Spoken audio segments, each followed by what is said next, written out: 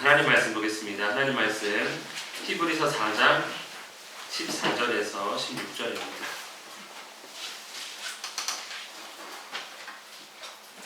히브리서 4장 14절에서 16절 말씀입니다.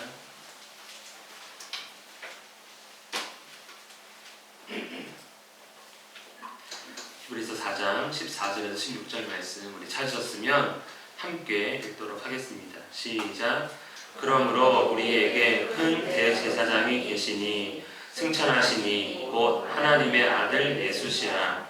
우리가 믿는 도리를 굳게 잡을지어다. 우리에게 있는 대제사장은 우리의 연약함을 동정하지 못하실 이가 아니요 모든 일에 우리와 똑같이 시험을 받으신 이로되 죄는 없으시니라.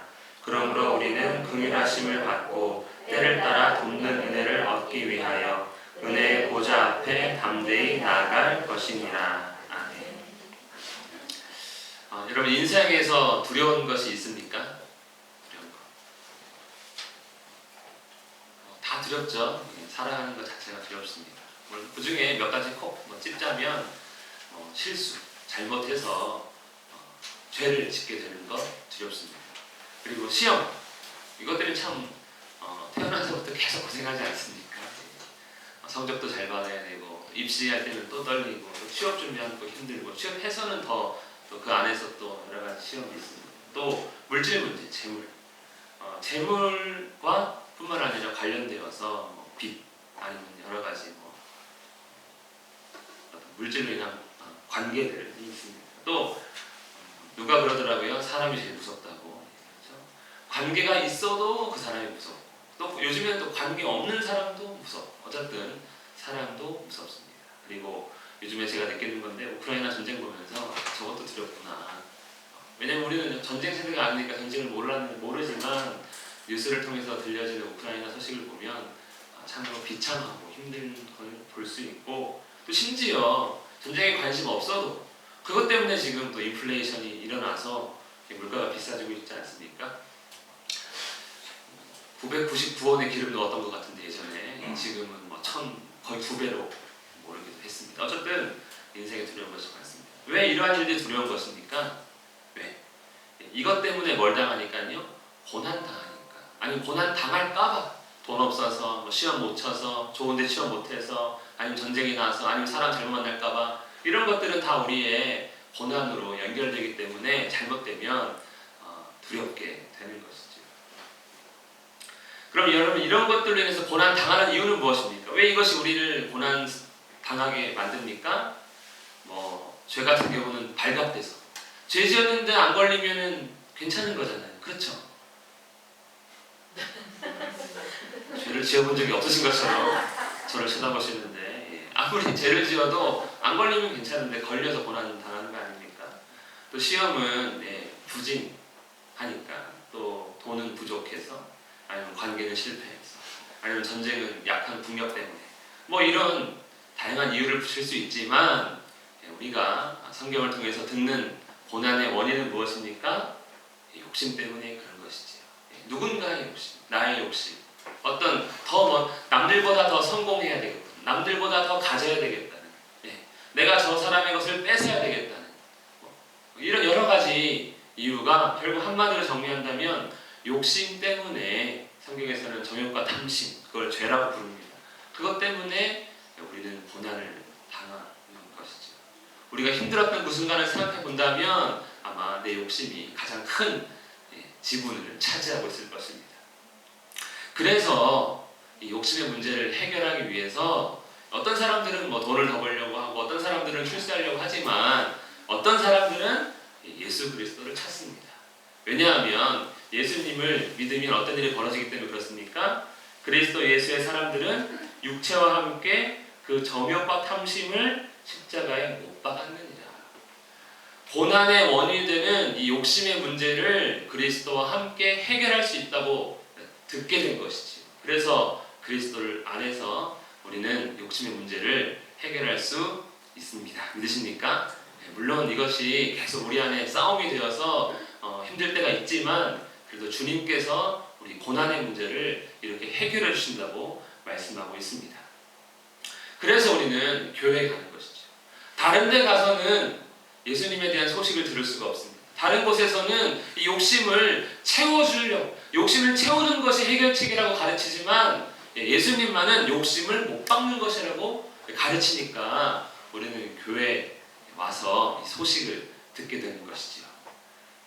그러면 여러분, 이것이 중요합니다. 고난은 사라집니까? 예수 믿었더니 고난이 사라졌습니까? 그렇지 않습니다. 고난은 여전히 당하고 있습니다. 어떤 고난인지 우리가 고민해보지 않을 때도 많지만 어쨌든 고난은 계속되고 있습니다. 그리고 가만히 보니 죄는 해결됐다고 말씀하시는데 고난은 남아있는 것이죠. 그리고 보니까 예수님도 고난당하셨습니다. 마치 예수님은 죄는 해결하실 수 있는 분이지만 고난은 해결할 수 없는 분처럼 보이기도 합니다. 우리가 이것이 지금 히브리서에서 계속 나누고 있는 고난의 문제 아닙니까? 예수 믿어서 고난 안 당하고 싶은데 고난 당하니까 예수님도 별 볼 일 없네 하고 떠나는 사람들이 있는 것이죠. 하지만 예수님의 고난은 특별한 고난입니다. 예수님은요, 사람으로 오셨습니다. 뭐 영으로 오시고 천사로 오신 것이 아니라 우리 혈과 육을 가진 사람으로 오셨습니다. 그럼에도 불구하고 능력을 나타내심으로 내가 하나님의 아들이다, 내가 하나님이다라는 것을 증거하셨습니다. 그것을 우리는 표적이라고 부르지요. 그런데 그런 능력을 갖고 있으심에도 불구하고 고난당하시고 죽음을 당하십니다. 그리고 죽으신 지 3일 만에 부활하셔서 승천하십니다. 이것이 이제 예수님의 인생인데 핵심은 이것이죠. 왜 고난당했느냐? 왜 고난 안 당했으면 더 좋을 텐데 왜 고난 당하셨나는 것입니다. 우리 요 빌립보서 1장 25절 말씀만 우리 함께 읽겠습니다. 시작. 그리스도를 위하여 너희에게 은혜를 주신 것은 다만 그를 믿을 뿐 아니라 또한 그를 위하여 고난도 받게 하려 하심이라. 너희에게도 그와 같은 싸움이 있으니. 아멘. 고난 당하셨는데 예수님이 사람한테도 뭐라고 하십니까? 고난을 너희가 받게 하려고 한다. 아니 지금 고난 안 당하려고 예수님 믿는 거 아닙니까? 솔직하게 우리 그런 생각 많이 하지 않았습니까? 내가 이거 안 되면, 내가 이거 실패하면 좀 마음이 무겁고 좀 착잡하니까 그래, 교회 열심히 다니면 나 합격하게 해주실 거야. 교회 열심히 다니면 예수님 내가 교회에서 봉사하면 내가 안 되는 일도 잘 풀릴 거야 하는 마음으로 우리 신앙생활을 할 때 있지 않습니까? 그런데 예수님은 놀랍게도 나를 믿으면 없던 고난도 하나 더 생기게 하는 느낌처럼 주를 위해서 고난을 더 받게 하십니다. 근데 그 고난이 어떤 고난입니까? 주님이 당하신 고난이라는 거예요. 그와 같은 싸움. 그와 같은 싸움이 우리가 당하는 고난이고 주님께서 그렇게 싸우셨다는 거죠. 고난 당하셨다는 거죠. 그 싸움이 어떤 싸움이었습니까? 예수님의 고난은 죄와 싸우는 고난이었습니다. 죄와 싸움. 우리의 고난은 어떤 고난입니까? 죄로 인한 고난이에요. 다른 고난이죠. 같은 고난처럼 보이지만 그 질이 다릅니다. 그 종류가 다릅니다. 죄를 안 짓기 위해, 죄를 이기기 위해 당하는 고난이냐, 아니면 죄를 지어서 당하는 고난이냐, 다른 것이죠. 그래서 예수님은 이제 그동안 너희가 죄로 인해 고난당했다면 이제는 죄와 싸우는 고난을 당하게 되는 거다. 누구를 믿으면요? 나를 믿으면. 그러니 고난이 사라질 수가 없습니다. 그러므로 그리스도인의 고난은요, 필수입니다. 고난이 없으면 그 사람은 좀 잘 못 믿는 거라고 할 수 있는 것이죠. 왜? 우리는 이제 죄를 멀리하기 위해 싸워야 하기 때문입니다. 죄를 짓지 않기 위해 싸워야 하기 때문에 고난은 필수가 되는 것이죠. 그래서 우리는 이 고난이 사실은 핵심이죠. 예수님 히브리서는 그것을 큰 구원이라고 말합니다. 너희가 이제 죄로 인한 고난에서 죄와 싸우는 고난으로 바뀌는 것, 그것이 큰 구원이다. 그리스도인의 삶은 고난이 사라지는 게 아니라 고난이 달라지는 거다라고 오늘 우리에게 말씀하고 있습니다. 예수님께서 고난 당하신 이유, 그것은 바로 육체로 오셨기 때문입니다. 왜냐하면 육체가 무엇을 당할 수 있기 때문입니까? 죽음을 당할 수 있거든요. 여러분, 천사가 죽습니까? 우리의 영이 죽습니까? 예수님을 영으로 왔다는 주장하는 사람도 있지만 영으로 오시면 안 되는 게 죽음을 당할 수가 없습니다. 그래서 나눴지만 죽음을 통해서 마귀를 멸하시고 죽음을 통해서 죽음을 두려워하는 우리를 구원하시기 위해 육체로 오셨다는 것이죠. 그래서 고난당하심으로 죽으셨습니다. 그러나 이 죽으심 어떤 죽으심입니까? 우리 죄를, 우리의 죄를 속량하려는 죽으심이다. 그러니까 예수님은 고난당하신 거예요. 이 모든 죽음은 약해서, 연약해서 죄를 지어서 당하는 죽음과 고난이 아닌 죄를 이기기 위한, 죄와 싸우는 그러한 고난을 당하셨습니다. 이것을 히브리서는 뭐라고 표현합니까? 대제사장이 되어 대제사장이신 그리스도라고 말씀하고 있습니다. 그러니 고난당하신 예수님을 한마디로 정의한다면 우리의 대제사장이다 할 수 있는 것이죠. 그러므로 성경은 우리 히브리서 주제를 말합니다. 3장 1절에 우리가 믿는 도리의 사도시며 대제사장이신 예수를 깊이 생각하라. 그가 우리에게 어떤 은혜를 베푸셨는지, 그를 통해 어떤 은혜를 누릴 수 있는 것인지, 어떤 복을 받을 수 있는 것인지 깊이 생각해서 누구만 붙들어라? 예수님만 붙들어라 라고 말씀하고 있습니다. 이럴 때 조심해야 될 것이 있습니다. 무엇이었습니까? 우리가 지난주에 나눴는데요. 완고한 마음. 고난으로 인해 우리의 마음이 점점 굳어져서 예수님에 대한 소리가 들리지 않는, 듣지 못하게 되는 그런 마음을 조심하라는 것이죠. 예수님 믿었더니 더 힘들어지네 하고 마음이 식어지는 것을 조심하라. 그리고 안식에 들어갈 수 없다는 거죠. 그렇게 되면. 그리고 또 하나, 안식에 들어가기를 힘쓰라. 다른 의미로 예수님을 더 붙들어라. 예수님을 더 알아가기 위해 노력하라 라고 말씀하고 있습니다. 이것이 이제 우리가 1, 2, 3장, 4장까지 나눈 내용을 요약했고요. 14절 말씀을 함께 읽겠습니다. 시작. 그러므로 우리에게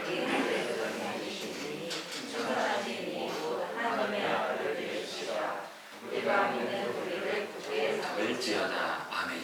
자, 그러면 대제사장, 이 큰 대제사장은 도대체 어떤 직분인지, 어떤 이유인지 갑자기 등장했잖아요. 그러니까 왜 예수님이 대제사장이 되는지 한번 보도록 하겠습니다. 대제사장은요, 구약의 직분입니다. 구약 이스라엘에 등장하는 직분입니다. 하나님과 이스라엘 백성 사이의 중보자입니다. 중보자는 어떤 의미입니까? 서로 대립 혹은 적대관계에 있는 사이에서 화해와 일치를 얻게 하는 자. 그러니까 중간에서 이제 서로 화해해 라는 것이죠. 우리 자녀가 싸우면 누가 중보해줍니까? 부모가 중재하죠. 그래서 서로 마음은 상했어요. 근데 빨리 안아줘. 가서 악수해. 미안해. 이렇게 하죠. 저희도 아침에 한 건 하고 왔는데, 둘째, 셋째가 한판 붙어가지고 서로 화해하고 왔는데 화해 안 하더라고요. 중보를 실패했습니다. 중보자는 그런 사람이죠. 화해를 중간에서 하는 사람. 그것이 대제사장의 역할입니다. 이스라엘이 하나님께 불순종합니다. 죄를 짓게 되는 것이죠. 그럼 이게 왜 문제가 됩니까? 죄의 대가는 사망인데 하나님께서는 생명이시니까 사망과 생명이 어떻게 함께할 수 있겠습니까? 그러니 하나님과 죄를 지은 자는 원수관계가 되는 것이지요. 이러한 관계를 해결하기 위해서 하나님께서 정하신 법이 있는데 그것은 바로 정한 짐승, 그러니까 부정함의 반대, 정한 깨끗한 짐승을 죽여서 그 피를 뿌림으로 죄사함과 용서를 받게 됩니다. 이것은 하나님께서 정하신 법이에요. 우리 레위기 17장 11절 말씀 읽겠습니다. 시작. 육체의 생명은 피에 있음이라. 내가 이 피를 너희에게 주어 제단에 뿌려 너희의 생명을 위하여 속죄하게 하였나니 생명이 피에 있으므로 피가 죄를 속하느니라. 아멘. 왜 예수님이 십자가에서 피 흘리시는가? 왜 피의 제사를 드리는가? 하나님께서 이렇게 정하셨죠. 생명이 피에 있기 때문에 생명의 대가를 생명으로 대신해야 된다. 네가 살려면 다른 생명이 죽어야 하는 원리입니다. 그것을 짐승이, 깨끗한 죄 없는 짐승이 대신한 것이지요. 이 절차를 누가 감당합니까? 대제사장만이 이 일을 해낼 수 있다는 거예요. 그냥 아무나 짐승 죽여가지고 피 받아가지고 하나님께 들어가면 오케이 너 죄 용서 이게 되는 것이 아니라 제사장이 대신 그 일을 해줌으로써 하나님과 죄 지은 사람을 중보합니다. 이것이 이제 제사장의 역할입니다. 속죄물의 피를 들고 지성소로 들어갑니다. 그리고 그 안에 있는 속죄소 언약궤 위에 그 피를 뿌림으로써 하나님께서 용서의 은혜를 베풀어 주시고 만나 주시는 것이지요. 출애굽기 3장에 보면 그 속죄소는 내가 너와 만날 곳이며 거기서 하나님을 만나게 됩니다. 화해를 하게 된 것입니다. 이렇게 하나님과 백성 간의 화목을 이루게 하는 역할이 바로 대제사장입니다. 여러분 화목해지면 다시 뭐합니까? 밥을 먹죠. 밥을. 여러분 식구 좋은 게 뭡니까? 싸웠다가도 금방 밥을 먹고 있지 않습니까? 그들은 하나님을 뵙고 먹고 마셨더라. 이것을 대제사장이 할 수 있도록 도와주는 것이지요. 그렇게 보니까 대제사장은 하나님께 나아갈 수 있는 길을 열어주는 사람의 역할을 맡고 있습니다. 좀 더 쉽게 보면 자, 성막이 있습니다. 저 안에 이제 성소가 있고 지성소가 있습니다. 성소가 있고 지성소가 있어요.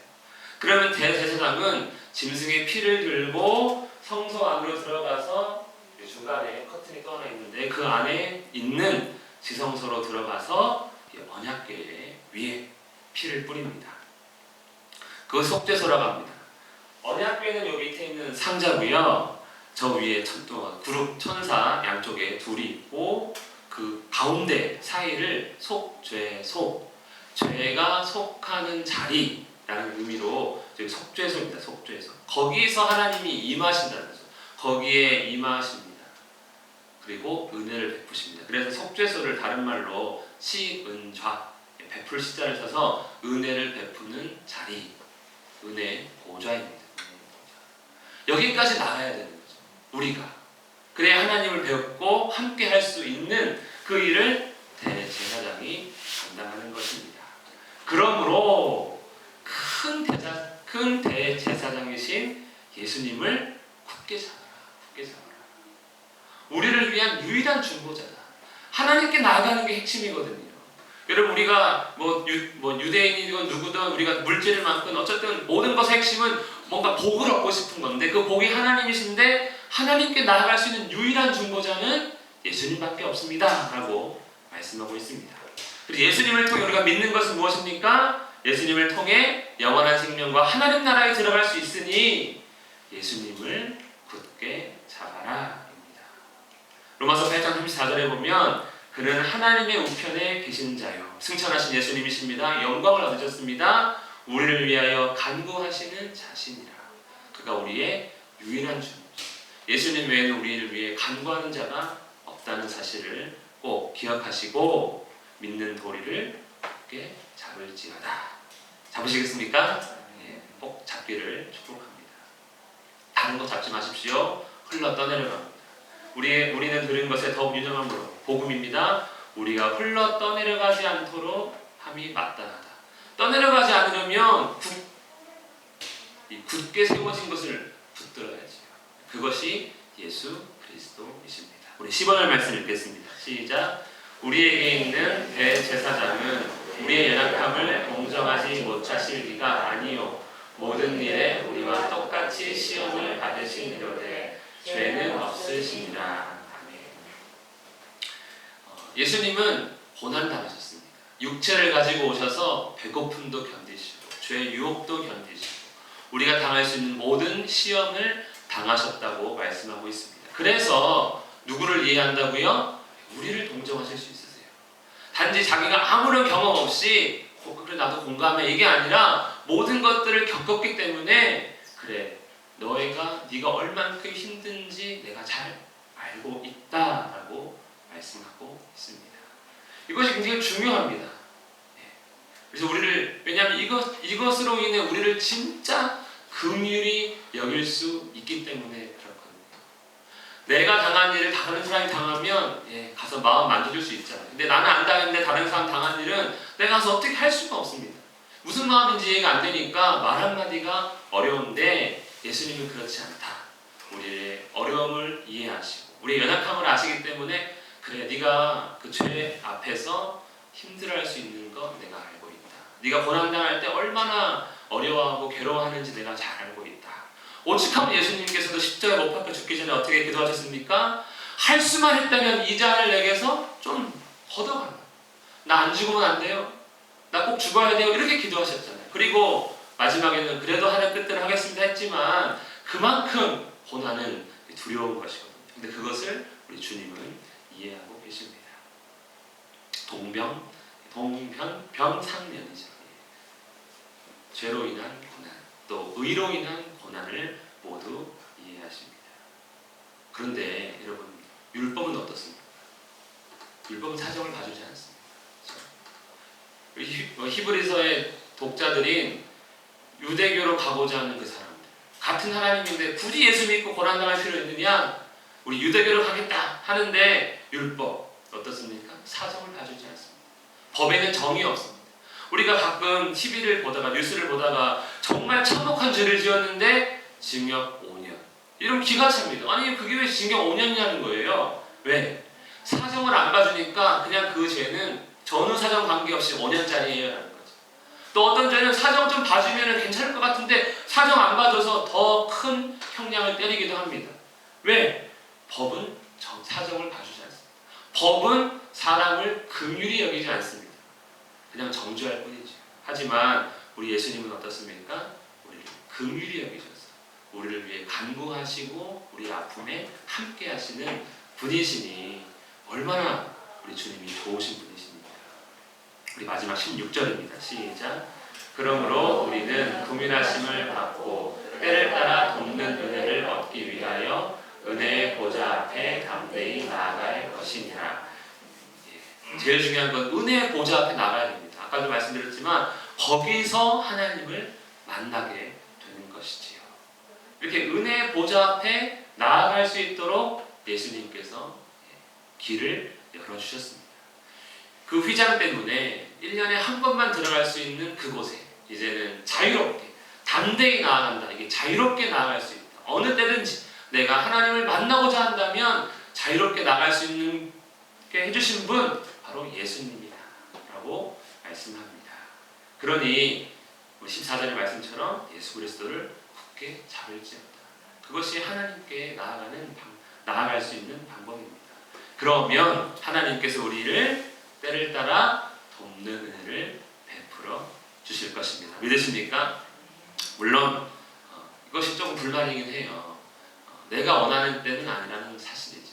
그게 조금 아쉽긴 하지만 그래도 우리 어린 자녀가 칼 달란다고 칼 주지 않는 것처럼 난 필요해 해도 절대 안 주는 것처럼 우리에게 정말 유익한 것과 위험한 게 무엇인지 잘 아시는 하나님 아버지께서 때를 따라 우리에게 돕는 은혜를 베풀어 주십니다. 그러니 당장의 고난과 어려움이 있다 하더라도 뭐 하라는 것입니까? 기다려라. 인내해라. 예수님은 너희의 마음을 모르시지 않습니다. 하나님은 너희가 원하는 그 때를 기다리고 계시니까 너희도 기다려라. 어떻게 하면서요? 예수님을 붙들고 다른 데 가지 말고 그분만 붙들고 기다려라. 그분이 우리의 대제사장이시다라고 말씀하고 있습니다. 여러분, 우리가 인생에서 고난당할 때 우리는 어떤 선택을 합니까? 재물을 모읍니다. 내가 돈 없어서 힘들다고 생각하는 것이죠. 명예를 갖고자 합니다. 내가 권세가 없어서 아니면 뭘 안 지켜서 여러 가지 방법을 취하지만 우리는 꼭 기억해야 합니다. 이 모든 것이 없어서 부족해서 실패해서 우리가 고난당하는 것이 아니라 이제 우리는 예수님 안에 있기 때문에 의로 인해 죄와 싸우는 고난이 있는 것이고, 그리고 이 모든 것이 아닌 오직 그리스도로 말미암아 우리는 고난을 견디고 또 인내하며 하나님 나라에 들어갈 수 있게 된다는 사실입니다. 믿으십니까? 주님을 꼭 붙들며 살아갈 수 있기를 간절히 원합니다. 인생의 유일한 소망이신 예수님을 기억하면서 이 시간 함께 기도하겠습니다. 말씀을 기억하면서 주여, 우리의 대제사장이심을 감사합니다. 우리를 위해 중보하심을 감사합니다. 오직 어떠한 상황에서도 예수 그리스도와 함께하며 죄와 싸우는 고난을 능히 감당할 수 있도록 도와달라고 함께 기도하겠습니다.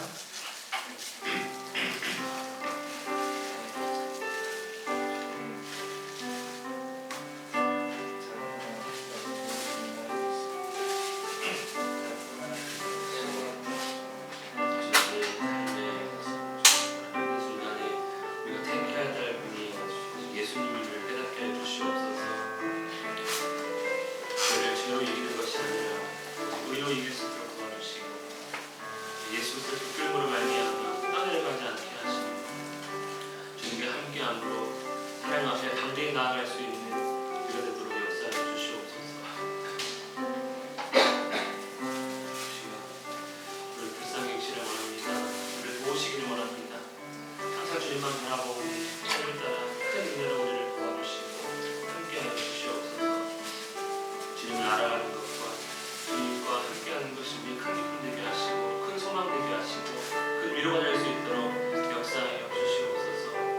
우리가 기도하는 모든 자, 결단하는 모든 자들의 마음을 하나님께서 어루만지시고 고난 가운데 있는 자 위로하시며 함께하시고 돌보시고 끝까지 주님만을 붙들 수 있는 믿음을 더하여 주시옵소서.